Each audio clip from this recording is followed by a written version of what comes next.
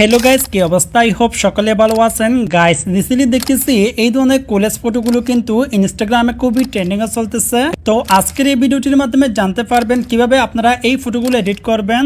তো এই জন্য প্রথমে ChatGPT অ্যাপসটি ওপেন করে নেবেন। ওকে, আমি অ্যাপসটি ওপেন করে নিলাম। তো অ্যাপসটি ওপেন হয়ে গেলে এখান থেকে নিচে প্লাস আইকন দেখতেছেন, এই যে অপশনে ক্লিক করবেন। দেন এই অপশনে ক্লিক করার পর এখান থেকে ফটোস অপশনে ক্লিক করবেন। তো এই অপশনে ক্লিক করলে দেখবেন আপনাদের গ্যালারিটা ওপেন হয়ে যাবে।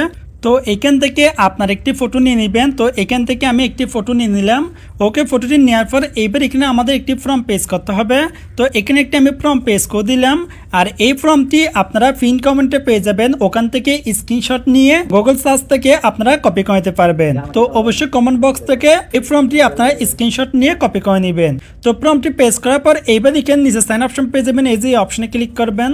তো এই অপশনে ক্লিক করলে দেখবেন ফটো আর ফর্মটি সাইন হয়ে যাবে। এখানে একটু পর আমাদের ভাইরাল ফটোটি জেনারেট করে দিবে। তো দেখতেছেন নিচে প্রসেস চলতেছে। এখানে আপনাদের 30 সেকেন্ড বা 1 মিনিট সময় লাগতে পারে। এটা হচ্ছে আপনার নেট কতটুকু স্পিড এটার উপর নির্ভর করবে।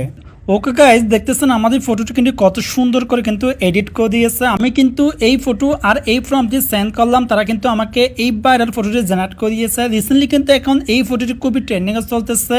তো ফটোটি এখান থেকে সেভ করবেন, ফটোর উপর ক্লিক করবেন। তো ফটোর উপর ক্লিক করার পর সেভ অপশন পেয়ে যাবেন, এই যে অপশনে ক্লিক করবেন। তো এই অপশনে ক্লিক করলে দেখবেন এই ফটোটি আপনাদের গ্যালারিতে সেভ হয়ে যাবে। সো গাইজ, এই ছিল আজকের ভিডিও। যদি ভিডিওটি ভালো ভিডিও লাইক করে দিবেন, আর এরকম নতুন ভিডিও আমাদের চ্যানেল সাবস্ক্রাইব করে অবশ্যই আমাদের পাশে থাকবেন।